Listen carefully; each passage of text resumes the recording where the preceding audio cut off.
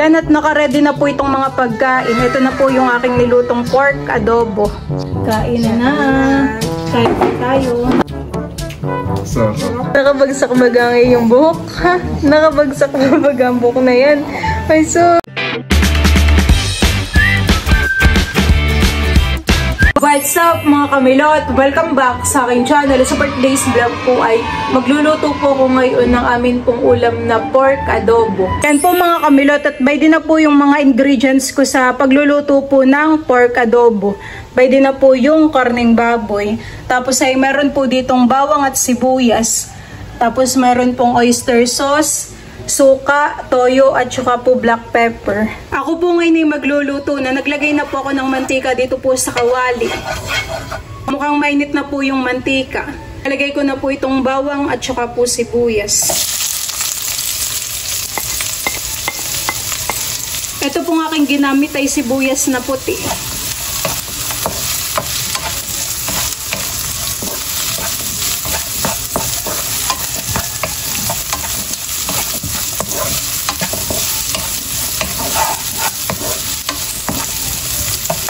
Kapag po medyo luto na itong ricado, ay pwede na rin pong isama yung karne.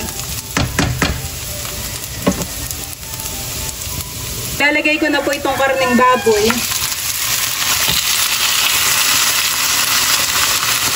Lagyan ko na po muna ito ng paminta.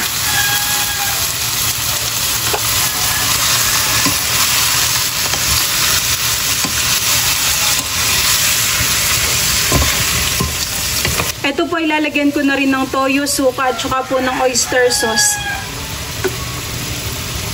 Para kumakapit na po yung lasa. Ito pong aking ilalagay na suka ay sukang sasa. Tinatansya ko lang po yung aking inilalagay.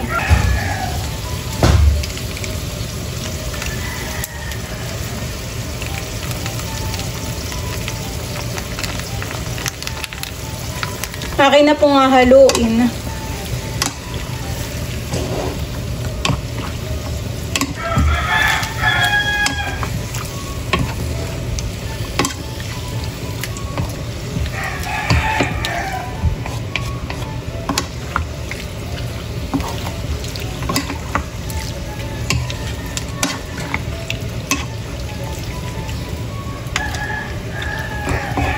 Ayan, at yan pong karne ay lulutuin ko po muna ng mga 30 to 40 minutes po.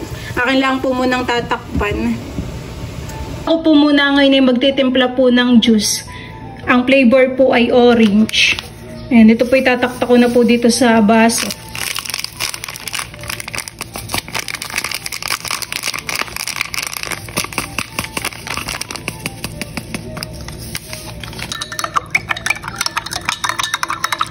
Dito ko po muna tinimpla sa baso para po mahalo ko. At saka ko na lang po isasalin dito sa pitchel. Akin na pong itataktak dito. Orange juice. Ayan po. Ito po muna yung akin pong isisilid sa ref para po lumamig pa. Medyo papalambutin ko pa po yung karne. Ayan po.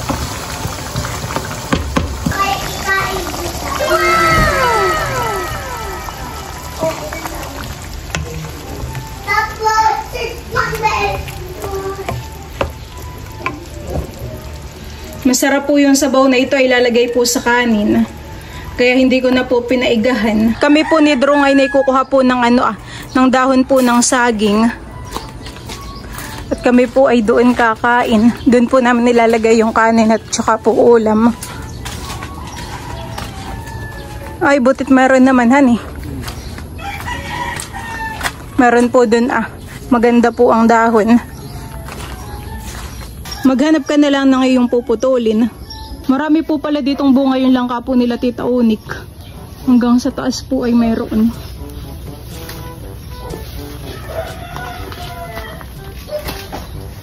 Tama na kaya ang isa? Dalawa. Parang, dalawa. Tsaka to. Alin? Yun. Ha? Oo. Okay. Sayang yung langka, honey. Akin na. May nabulok po na 3. Parang nabubulok ang mga langka. Oo po. Baka gawa ng ulan. Tsaka po yun. Sarap pa naman ng ganayan. Dito nakatadumaan sa gilid. Dalawa po yung kinuha ni Drong dahon po ng saging. Alam mo kung bakit din? Para tipid sa ligpitin.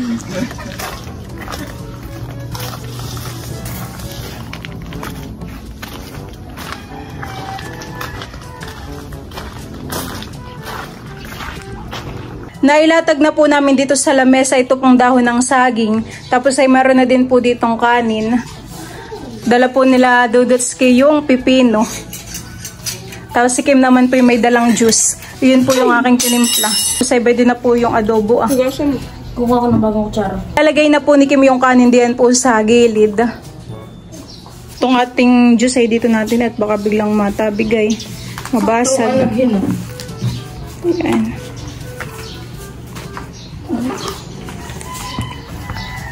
Ako dito sa gilid. Favorite po namin itong adobo. Kami po ni Kim at saka po ni Idro. Ikaw, Dudut, favorite mo? Hindi masyado. Hindi masyado. Kapag nalamig hindi ko... Alam ko na yung favorite mo. Ang juice. Kami po ay kakain na. Si Dudut daw po ay nagugutom na. Let's pray, Father, the Son, the Holy Spirit. Amen. Bless us, O Lord, in this day, gifts which we are about to receive from thy bounty through Christ our Lord. Amen. Kain na. Kain po tayo. Bibigyan ko po si Dudut dito ng kanin. At si Dudut po ay dito sa side ang pwesto. May kanin pa naman doon kapag ito naubos. Pahingi ako ng pipino. Nilagyan ko ng sabaw. Hane? Okay lang, sarap naman. Gusto ninyo may sabaw eh. Oh, sarap. Favorite po namin ito. Kain po tayo. O ikaw, Dudut. Oo, sarap. Sige. Oh, Ako muna. pork Kain adobo. po. Dudut. Malapit na Sarap. plate mo. Mama. Kuha ka na lang pa ganyan. Malapit mo ka ng plate.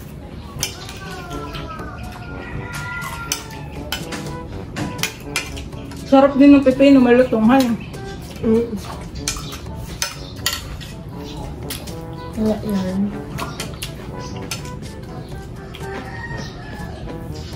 Sila mama po ay nasa palaisdaan. Kasama po si Papa. Gawa ng mayroon pong dumating na bisita. Kamag-anak po yata nila Ate Seth. Kung Dudut, napakarami na ng sabaw ngayon. Mahanap.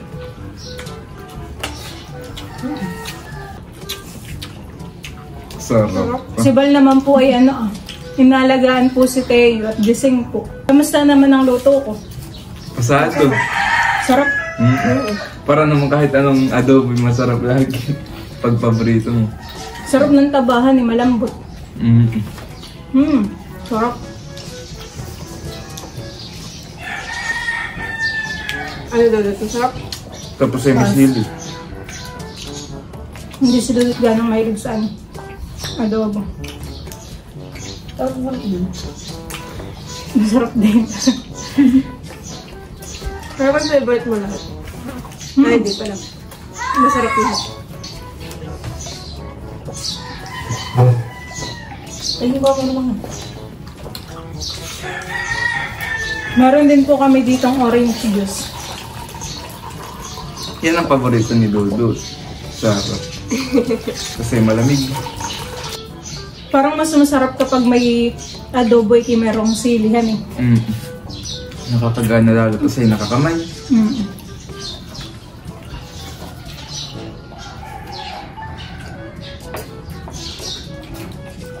Sarap. Busog ka rin ako. Hindi ko po nga yan nalagyan ng ng laurel. At gawa ng hindi po nakabili. Bakit ako?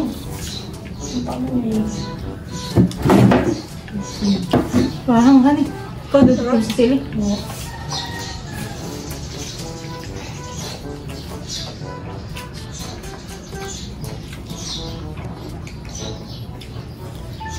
pinapawis niya sa akin.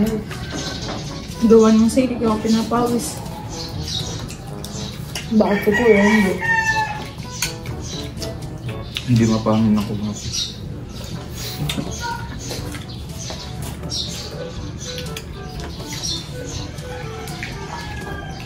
Nagkakasundo po kami ni Kim at saka po ni Drew kapag ang ulam ay ano, adobo. Iyo. Mga favorite kain.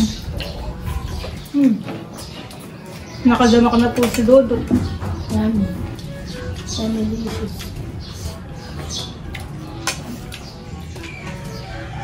Nalala ko, hindi tayo nakalata ng puti. Ang puti. Okay, masama.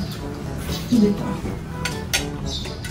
Kami po ay dito kumain sa labas at maginhawa. Saka maliwanag. Yan. Mabala sa loob.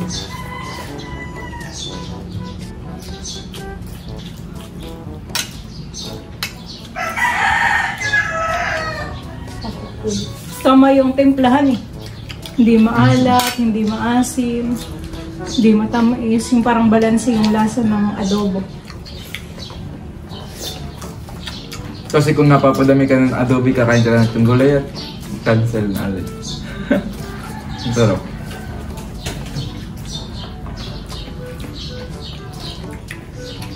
Wala pa nga lang yun. Dalawang pikin.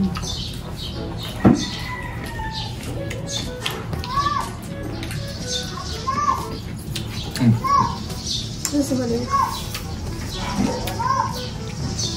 Nasa balik. Kain Maloy! Sabon ako. Maan. Sabay kwarto. Akala ko sa taas. Sabi po kanina sa akin ni Maloy, siya daw po yung makikikain. Halika, kumain ka na! Pero pinakain na naman yata ni Lola. Ako na. Sarap pa naman yung sili. Oh, baka gusto mo pa. Hindi ako mga sa harapan. Nangingin yung ngipin ko. Bakit? Bakit nangingin mo yung Dito. Kapag yung agad. Parang gano'n. Grade ano ka na, Dodo? Tayo. Kukunin ko na. Kapay. Mag-11. WSO. Si Drew po ay malapit ng mag-college. Magmamaynila ka na. Ngayong August. Ano ba napipila ko? Okay, pag may bago. Tapos ka na? Mabilis pong kumain si Dodo. Ako ang gusto yata ni Dodo ay fried chicken. Udom.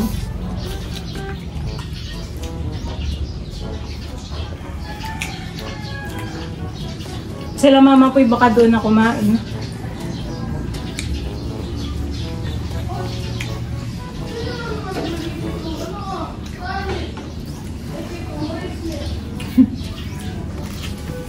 Kain ka pa ka? Busog na ako. Subing din ako. May kanin pa. Nakakataba nga pa ng mukbang. Kain po. Minsan ay kapag nagpe-Facebook, bigla may dumaang Reels or TikTok. Tapos pagkain, bigla kang magugutom, honey. Masakit yan ka. Tara.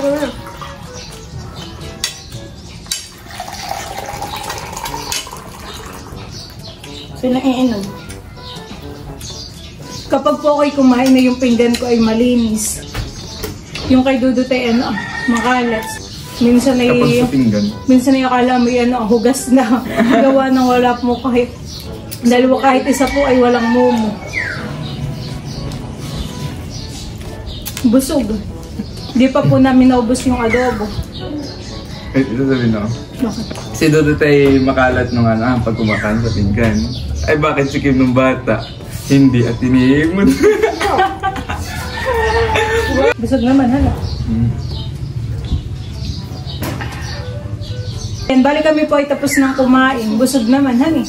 Si Dudut po ay umalis na. Busog na rin. Si Bal po ngayon ay kumakain na. Napatulog mo na pala si Teo, honey. Kain po tayo. Kamusta naman yung aking luto? Ang sarap. At ang pinantoyo mo dito ay oyster sauce. Masarap. Mas gusto rin po ni Balay, meron pong sabaw yung adobo. Sarap. Para panlagay po dun sa kanin. Sobra. Sarap. Ito yung tamang timpla na hinahanap ko. Wow, tamang timpla naman. Ay, nakita ko. Ay, okay.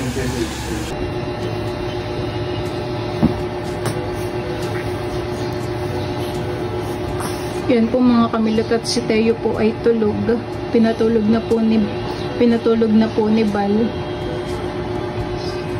At yan po kanina ay aming niliguan. Kaya masarap po ang tulog. Tapos ay amin po siyang tinoside. Ay sus! Tinoside po namin si Teo, nakibiglang nawala na. Hehehe. Toside, ang bebe. Mga toside po.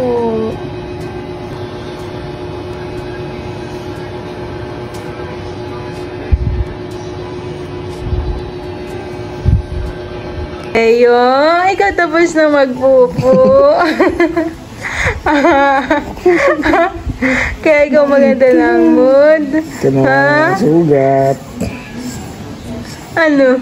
Nakabagsak baga ang iyong buhok, ha? Nakabagsak na baga ang buhok na yan. Ay sus, bagay naman kapag nakabagsak. Ano? Ano? Ikaw ang laki-laki ng tiyan, ha? Laki-laki ng tiyan mo? Ha? Ano? Kaya pala ikaw ay tahimik kanina, ha?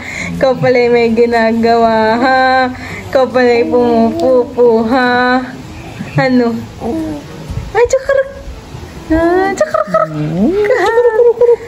Tsakarak! Para manok. Kaboy, nakaisumay lang naman po yan. Bakit daw yung maganda ang mood? Bakit naman maganda ang mood naman na yung baby na yan? Bakit naman maganda ang mood ng baby namin? Ay, Diyos! Bakit naman maganda ang mood? Ano yung sinasabi? Ano sinasabi na yan?